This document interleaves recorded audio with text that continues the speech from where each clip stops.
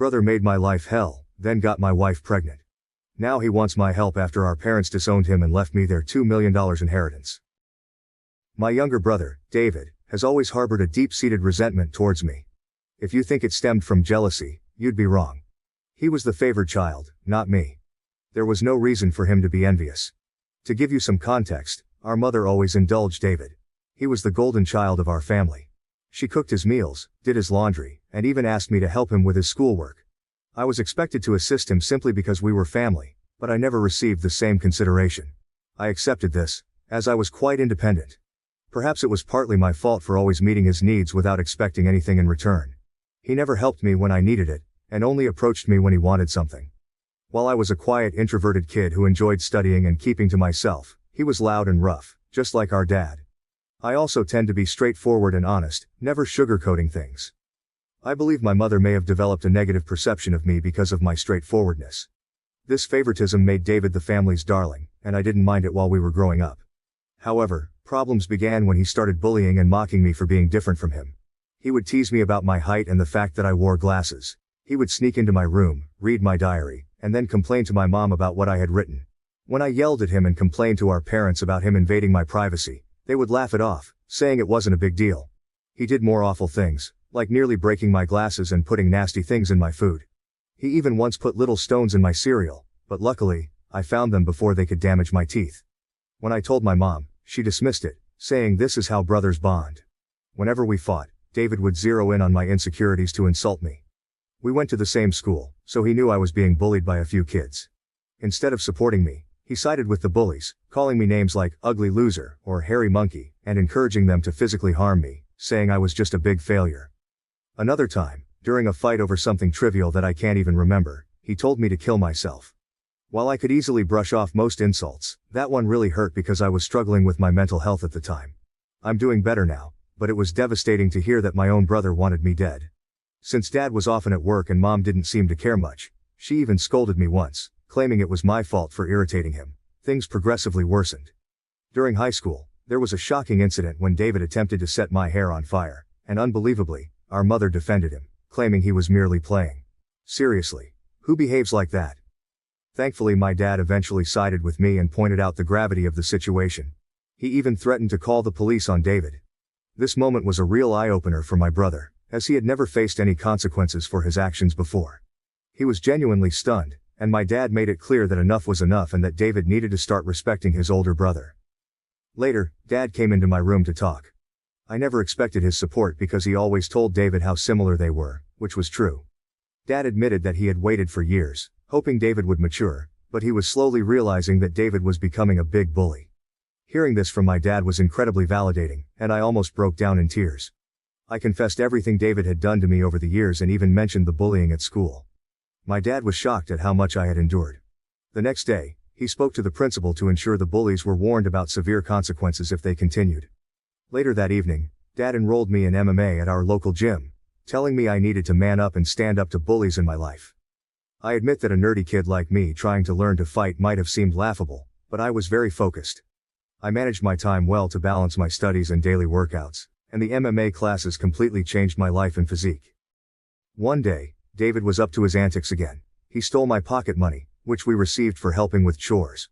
I had been saving it for a while. David sneaked into my room and took it. I caught him just as he was about to cycle off with his friends. I demanded he return my money, but David mocked me, saying all I could do was run to Daddy for help. I don't know what came over me, but I punched him in the face. He was stunned, fell backward, and I retrieved my money from his pocket before throwing him back down. David started crying loudly, which was quite comical. However, my mother rushed out to help him and find out what happened. When she learned I had fought him, she was surprised and reprimanded me, saying I should be a better role model for David, who seemed to enjoy seeing me scolded. My mother also complained to my dad about my behavior, saying I needed to be controlled. My dad grimly asked both of us to explain ourselves. I told him how David had stolen the money I had worked hard for and saved, while David tried to justify it by saying he needed the money for a date, and that as his brother, I should help him. However, Dad told David he was lucky I only punched him for stealing because anyone else would have called the police. He continued to tell David that he had no right to take others' things without their consent. David didn't like that and threw a tantrum, likely hoping our mother would side with him, but Dad remained firm. When David realized he wasn't going to be punished for being hit, he screamed how much he hated me and ran back to his room, locking himself in. Following that incident, David began to distance himself from me. He had finally understood that he couldn't bully me anymore, and that even Dad had stopped supporting his antics. For the first time in a long while, I felt like we were equals. Though he could no longer physically harm me, he resorted to verbal insults when our parents weren't around. His behavior worsened with age, becoming angrier and more short-tempered each year. When I approached him with a question, he would ignore me and walk away, muttering insults like nerd or loser under his breath. If he needed to communicate something, he would relay it through our mother instead of speaking to me directly. When I questioned her about why David couldn't just talk to me, she would urge me to be more understanding. I couldn't tell if it was just puberty or genuine hatred. Over time, dealing with his comments became unbearable, and I longed to move out and get away from him. I repeatedly asked my mother to mediate a sit-down conversation for us to resolve our issues, but she always refused, saying she didn't want to get involved. When I asked her opinion on why David treated me this way, she would brush off the question. Eventually, I left for my dream university, having earned a scholarship as a top student. My dad threw a party for me, and even my mom seemed proud. However, David remained aloof and distant, barely acknowledging my achievements. The day I left for university was a mix of excitement for the future and relief to escape the toxic home environment. The first few months at university were liberating. I made new friends, enjoyed my classes, and started to build a life separate from the oppressive atmosphere of my childhood. The constant fear of David's verbal attacks lifted, giving me a newfound sense of peace. During my second year, I met my wife Karen at a frat party through a friend, and we immediately clicked. Coming from a religious background, having kids outside of marriage was frowned upon. However, when we discovered she was pregnant in our final year, we decided to marry right after graduation. Our wedding was a small but joyful ceremony. Our parents were happy for us, and we enjoyed the celebration. At that moment, I believed Karen was the love of my life. I had always envisioned a monogamous relationship, one woman to come home to and share my life with. Despite other women showing interest over the years, I never pursued anything because I was genuinely content in my marriage. Karen was my dream girl, and I never wanted to hurt her. However, I later uncovered 2 incidents of infidelity in our marriage. One was an intermittent affair with her married co-worker that spanned several years, and the other was a brief fling with an ex-boyfriend during a visit to her family. Some might think I was naive, and looking back, I can't completely disagree. Each time we separated for a while, I chose to forgive my wife. I didn't want to raise our child in a broken home and believed we could overcome these obstacles. The affair with her co-worker happened when we were young, and I attributed it to youthful mistakes and poor judgment. For a period, things seemed to get better. Although I could never fully trust her again, I did my best to set aside my doubts, knowing that if I chose to forgive, I had to genuinely work toward a fresh start. It's been 4 years since her second betrayal, and I felt confident in my decision to give her another chance. Karen seemed to have changed, and we were genuinely happy, planning our family's future. However, 3 months ago, my world was shattered once more when she revealed that she had been having a long-term affair and suggested that our son might not be mine. Her words struck me like a ton of bricks. A mix of shock, betrayal, and disbelief overwhelmed me. I struggled to comprehend the enormity of her confession. In a daze, I managed to ask why she had kept such a significant secret and how she could have done something so devastating. Her reaction was cold and indifferent, as if she were detached from the pain she caused. Her vague responses left me with more questions than answers.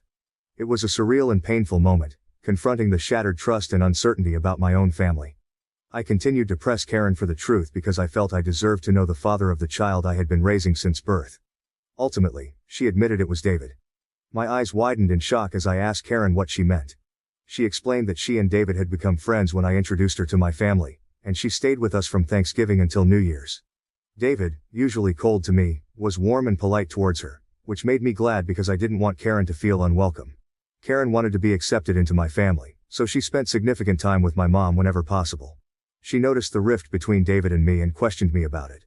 I opened up about our strained relationship and explained that we might never repair it due to his unresolved feelings. Karen understood but started including David in our outings, hoping it would help us bond. Whenever we planned to watch a movie, she invited David, and we watched whatever he chose.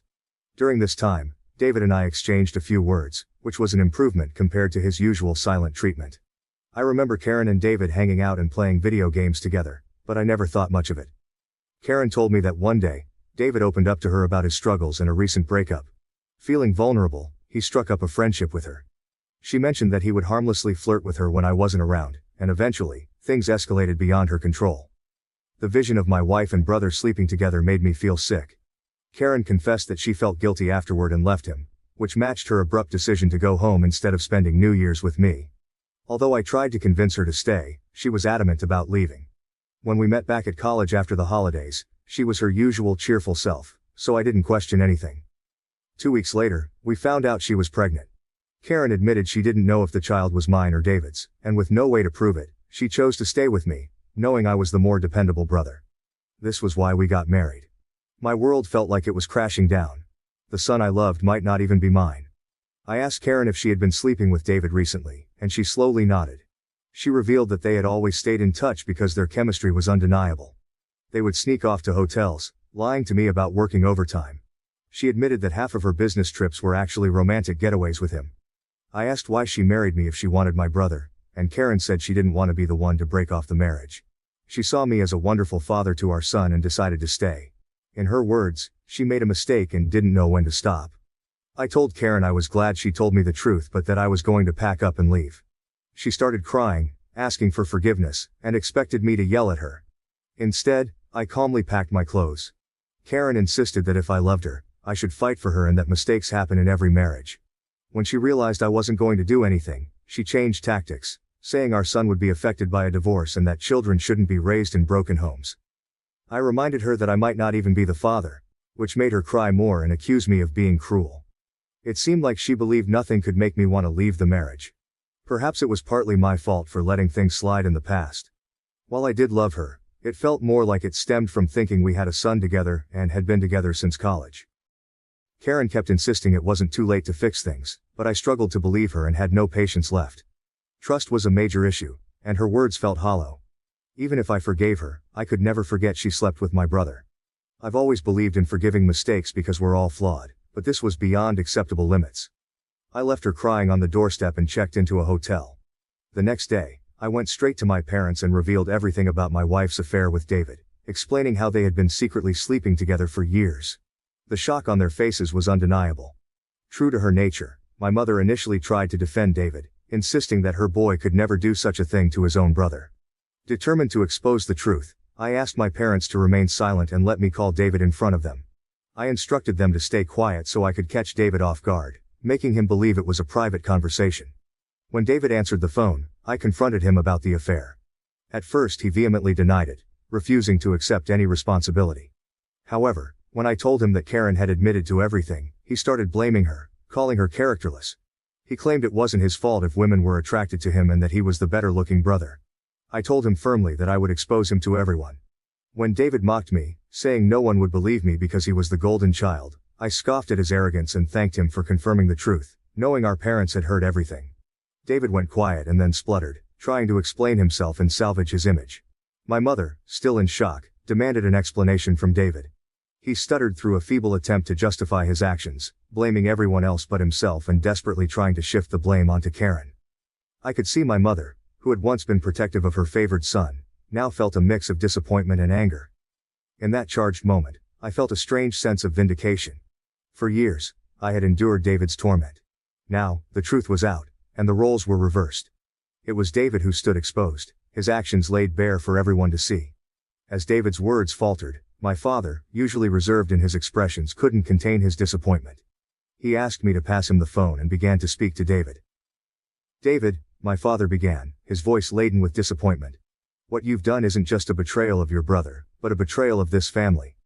You slept with your brother's wife and continued the affair even after they were married. Your actions have severe consequences and have irreversibly shattered the trust we had in you. I raised both of you to value family, loyalty, and decency. What you've shown today defies everything I've tried to teach you." He paused, letting the weight of his words sink into David's conscience. "Your disregard for your brother's feelings and the lack of respect for his marriage are unacceptable. You've not only hurt him but also torn apart the bonds that hold our family together. Your mother and I are partly to blame for what you've become, but we will no longer tolerate this behavior. From today, you're cut off from the college funds I set up for you. You'll have to figure out how to pay your university fees on your own. I will also stop funding your lifestyle. Do you think it makes you more of a man to sleep with married women? Let's see how you manage without my money."